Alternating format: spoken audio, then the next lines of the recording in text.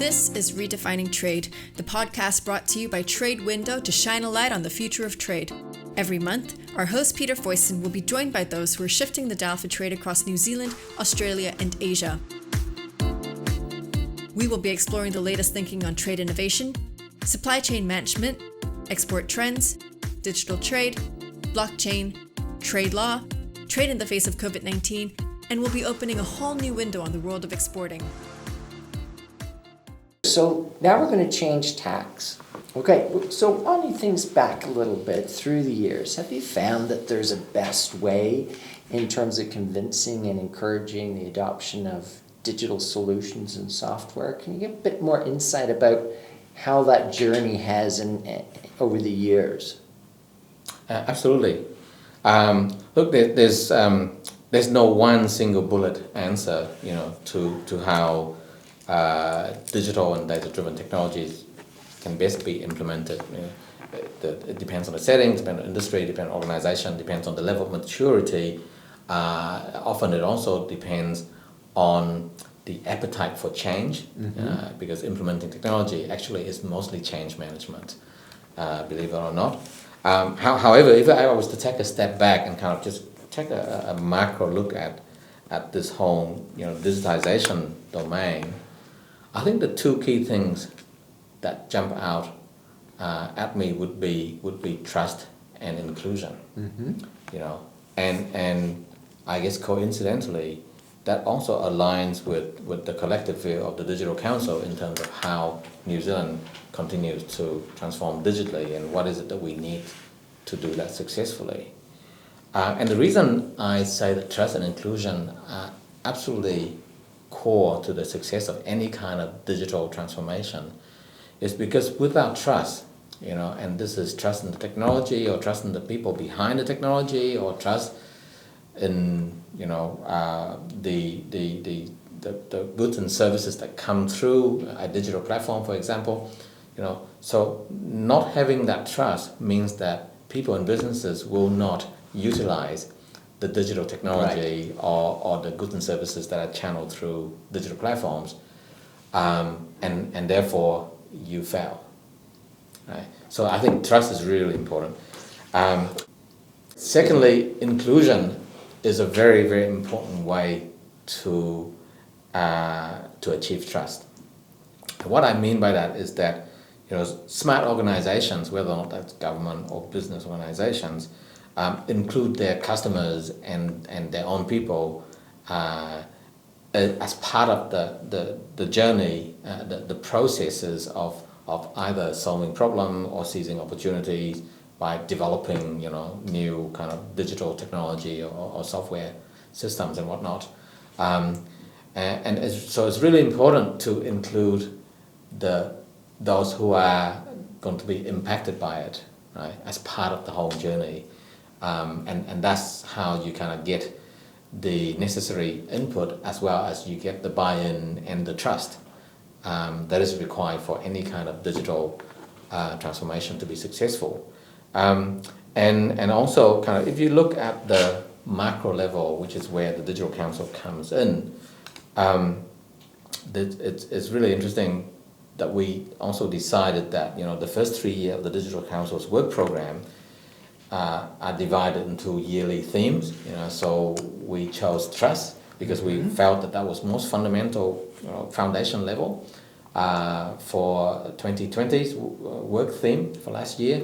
This year's work theme is inclusion, and 2022 next year's theme is innovation. And we felt that it's important to understand and being able to lay the foundation of trust first. And then it's also important to take an inclusive approach and do it right by involving and including all those who are impacted by the transformation before we could, get to the fun part, which is being really innovative, because we know that people and businesses will trust and have been included, and so we're going to get some really good outcome from innovating. And this is the basis of the work in the first 3 years that we want to deliver as advice to government. trust, inclusion, innovation. In some ways, little old me would have thought, oh, you'd start with innovation. And what I really like the way that you've now explained is if you don't have the right foundations, then all the big ideas won't be adapted. And if they're not adapted, they're really not big ideas after all. And I also like the point that you were making about change management is really the key to a lot of digitization. It's not the technology per se, that it's about changing people's mindsets, changing people's habits.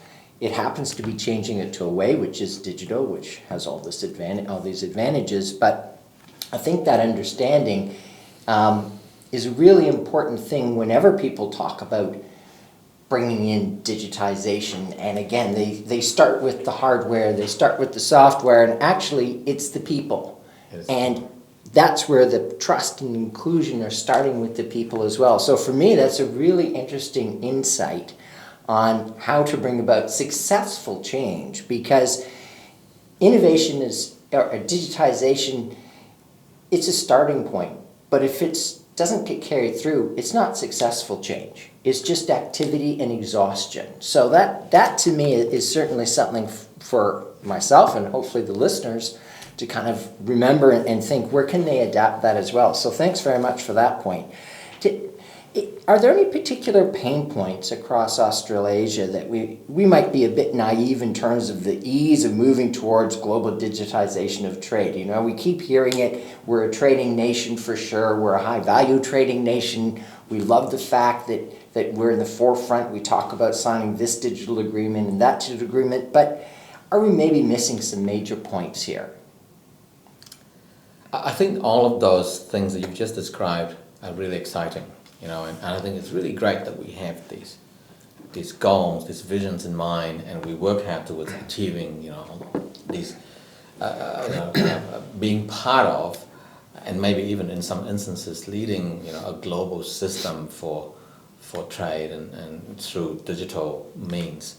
I think at the same time, whilst we don't want to kind of not do that, there are gaps, you know, at the ground level. And I think actually I'll use the Digital Council's project on e-commerce and digital marketplaces and supply chain and logistics as an example.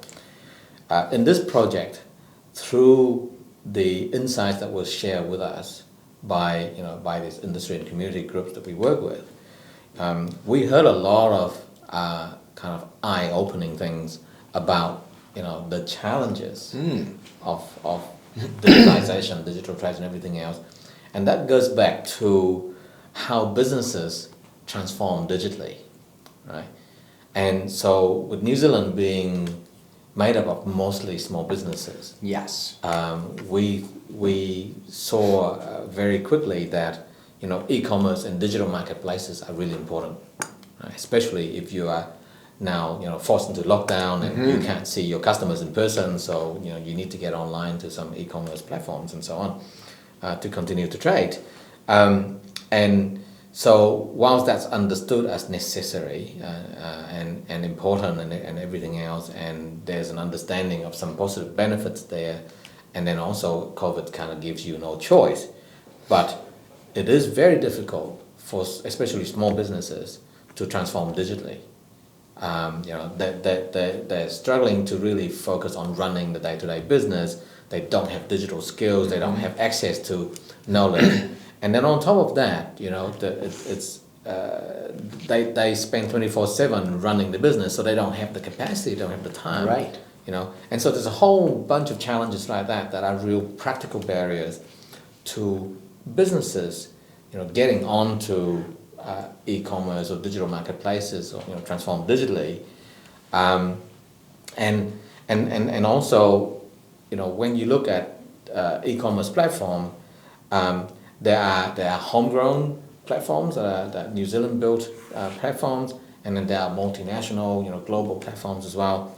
And because of the size and scale, you know, economy of scale, and the maturity of the platforms that are, you know, New Zealand built, who are a lot younger Right. than the typical platforms that are global, it is still easier for consumers, Kiwi consumers, to buy products from overseas markets than the same products made in New Zealand from down the road.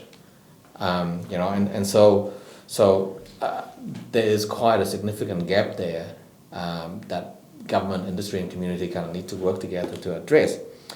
And then, but that's the top layer. When you look underneath e-commerce and digital marketplaces, once the orders have been placed, they have to be delivered, don't they? Right.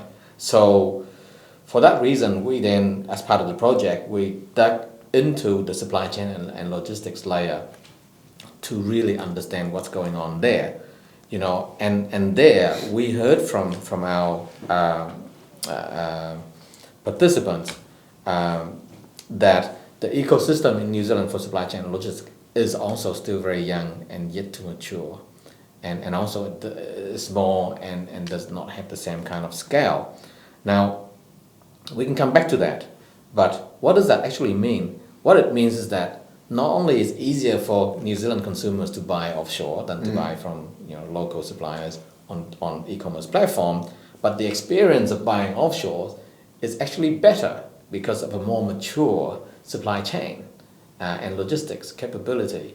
So they might actually, if you buy the same product, if you buy offshore, that gets delivered in 2 days. Right. If you buy from a New Zealand platform, that might get to you in a week, right?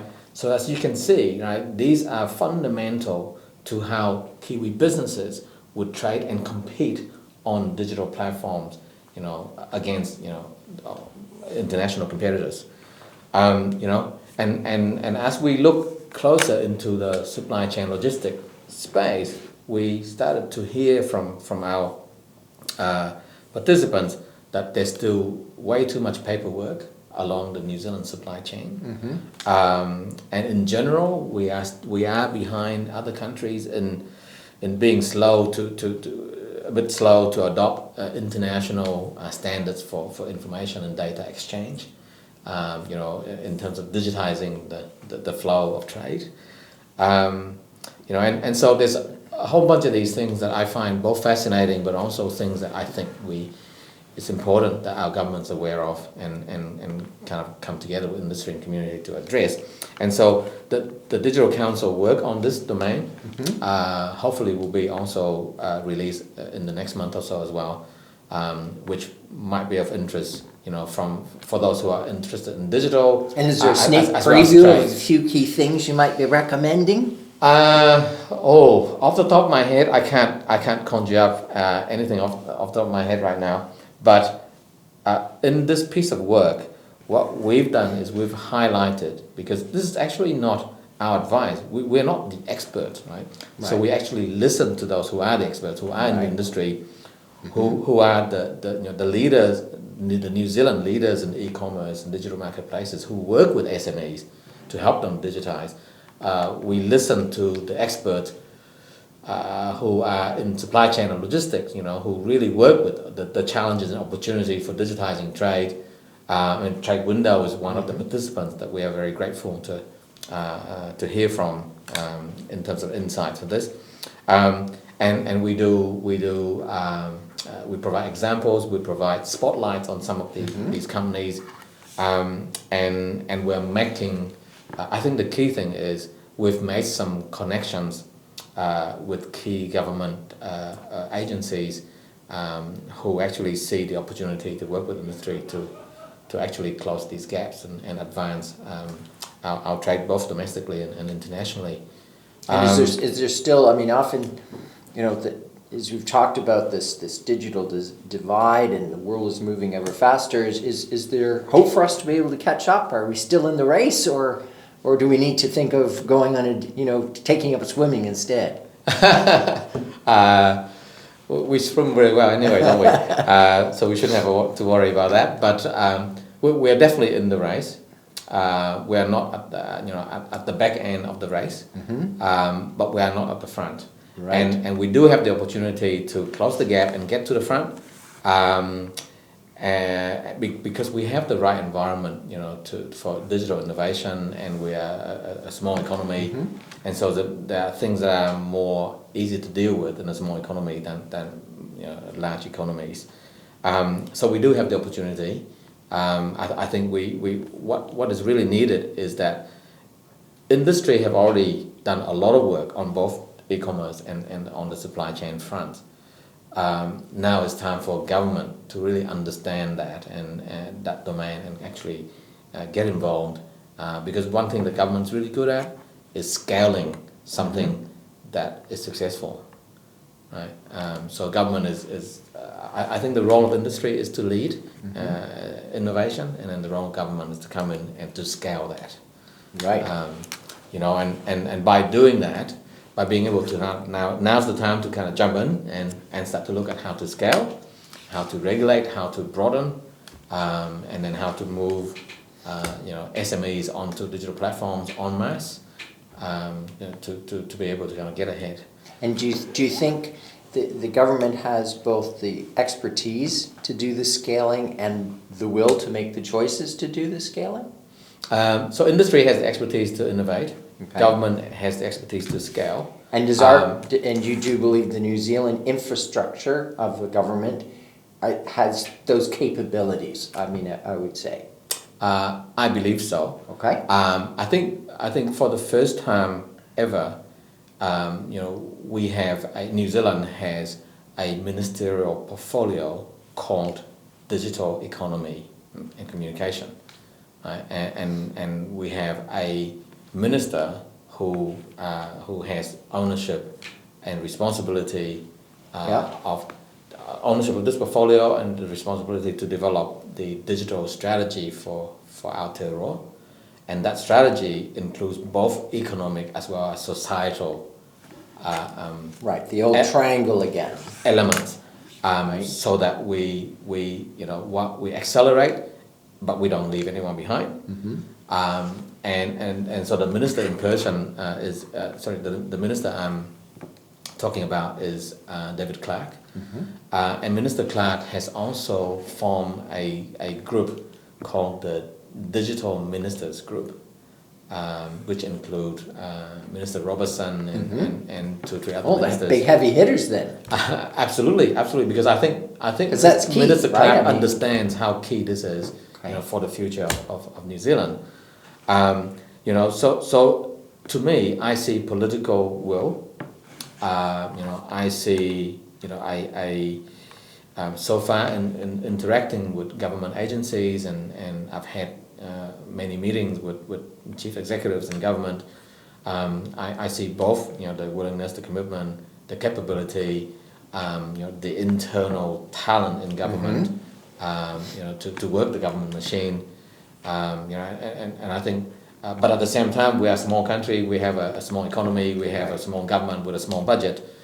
So it's really about bringing those capabilities together, but also working out how to unlock the limited resources that we have and prioritize those resources. And I think this is why I think that government needs to work together with industry and community, because this is where we can scale beyond government's own resources only. Right. And so yes, there are initiatives and opportunities for the three domains to come together and leverage off each other, as well as build critical mass to solve some of these systemic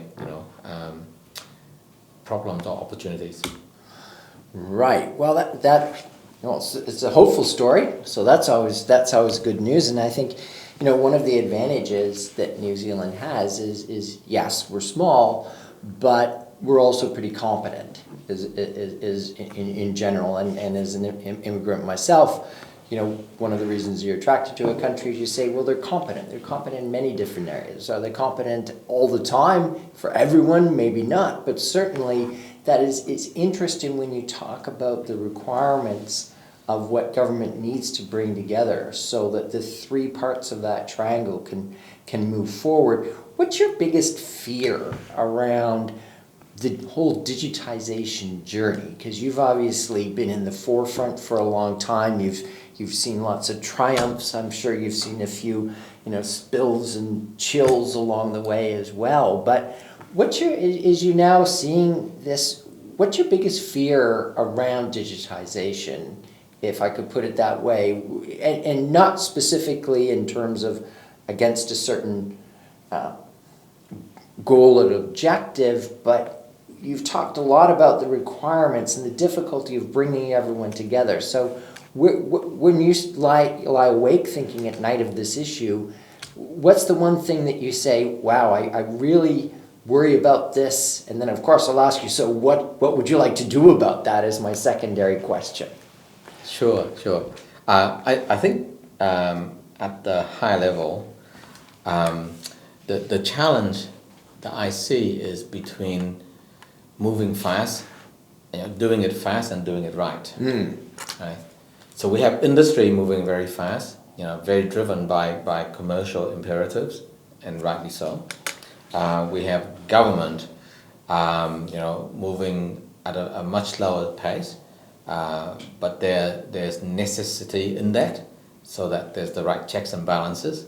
And I've seen governments in other countries where, governments can actually make decisions and do things quickly, but there's no checks and balances. And that wouldn't work. Not for us, not for our society, right? So these are very different domains that move at very different paces. Often innovation happens so fast that government have to try and catch up because there's necessary regulations that need to be developed to ensure that those things are safe and they are legal, they are moral, they're ethical, and all those things, right? So there's this constant challenge between the speed of that and the speed of this, and then there's another challenge that between this and this, often the third part, which is the community, is excluded. And I'm sure not by design, not by intention, but just by the nature of these two, focusing on what they focus on.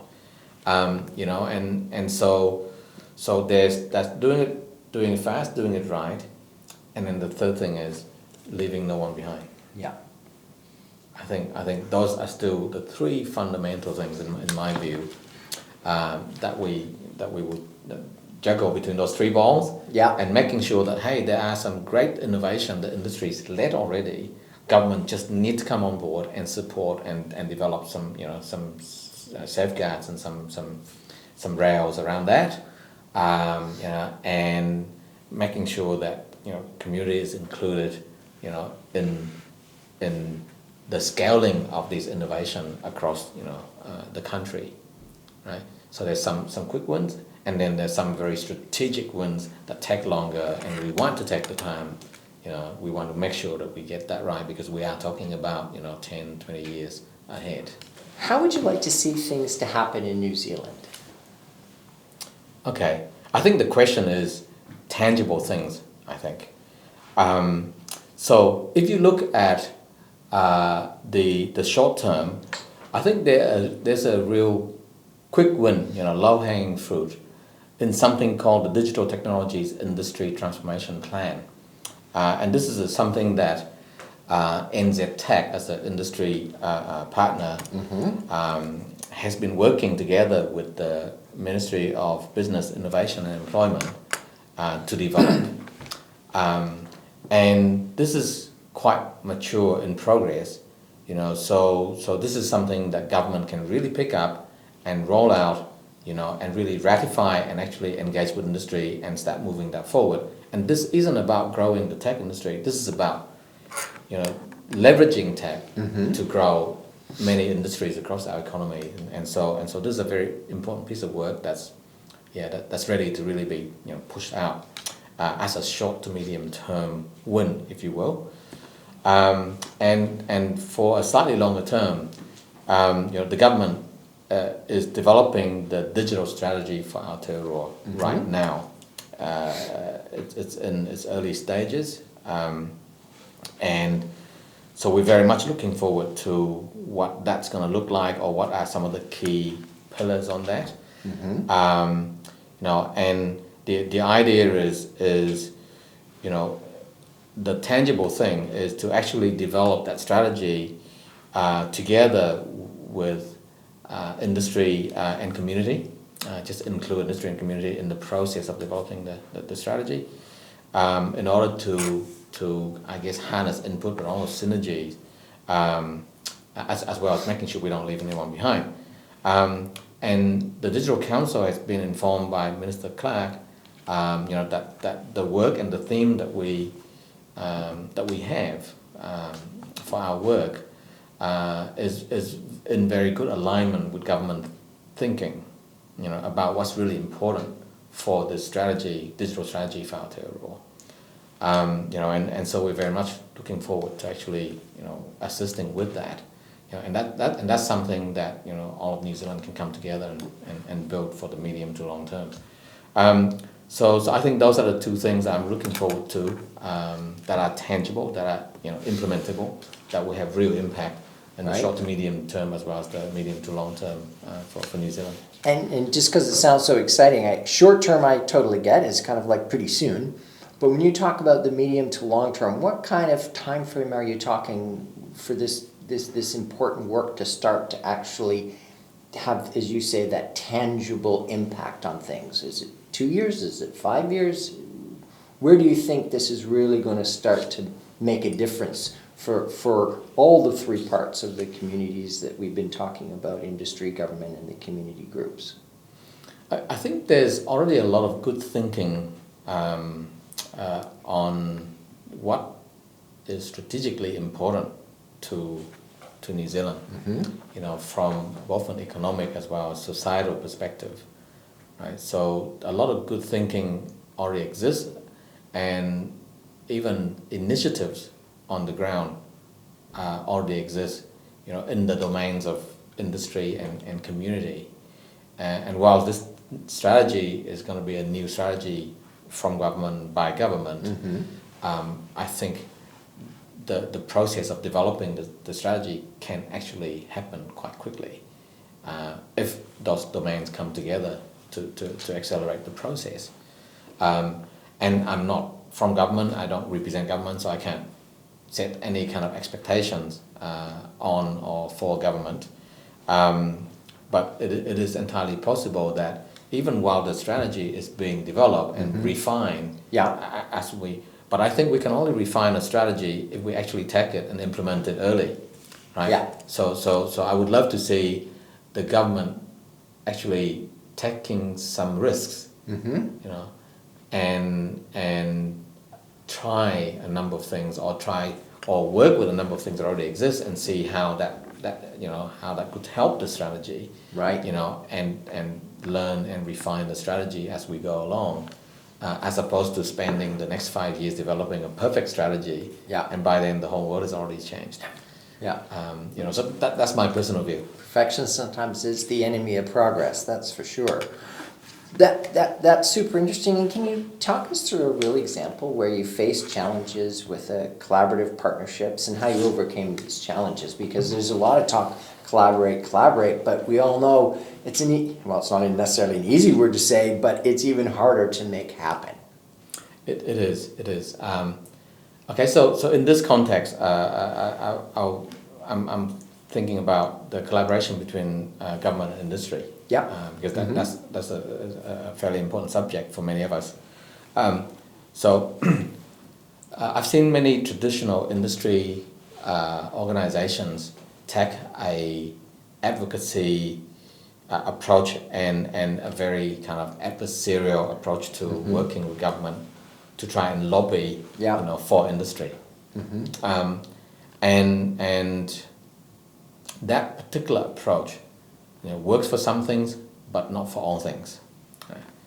And from what I've seen in how NZ Tech and the Tech Alliance communities engage with government, our model is that of equal membership. You know, where government is part of the community, they're equal members alongside everybody else. We take a fully inclusive approach, so that we don't exclude anybody by design, And when everyone is inside the tent, so to speak, everyone has an equal kind of equal opportunity to engage with each other. Everyone has an equally valid, perspective to bring to the table. Government agencies have seats on the boards or the executive councils of these industry groups. So they're very, very connected to what's going on, what industry is talking about, what industry is seeing as opportunity and challenges and barriers, where regulations is really needed to bring certainty and stability into the ecosystem for industry to advance, where regulation is too much and standing in the way of innovation and progress and risk-taking and, fail forward and all those things. So that particular approach has proven to work extremely well, particularly in the tech industry, but we can see that could be applicable more widely, where government is just part of the group that's actually facing up to the challenges and working together to overcome them.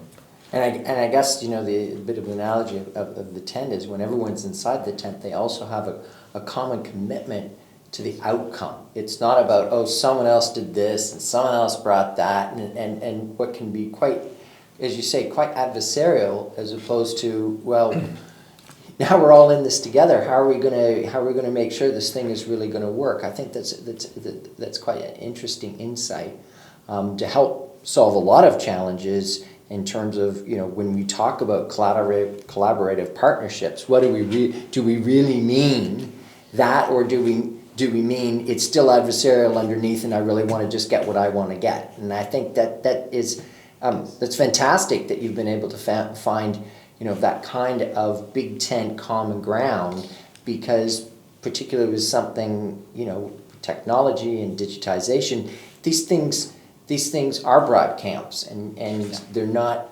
things that just one group should have ownership of either, I think. And I think, if anything, I've learned quite a bit so far in this discussion, that certainly seems to be that this journey is a much bigger, more inclusive journey than I ever imagined, I must say. It is, and it has to be. Because some of the challenges in the past also came from industry having expectations of government that are not realistic, that are based on lack of understanding of how government actually work and why government has to work in a certain way because of the way our society is structured, but also what the constraints are, in terms of capacity or budget or process and what have you. So by being equal members in the tent, it also makes it easy for government to share that. It's not an adversarial relationship, so it's much more open and sharing and say, hey, look, I really want to help, but these are my constraints. How can we work with these constraints and still achieve the outcome that we both want for each other? And then industry does the same, and I think then we're looking at opportunities to also include community into that tent and making sure that we have a truly inclusive ecosystem. Okay, well, I've got one last question.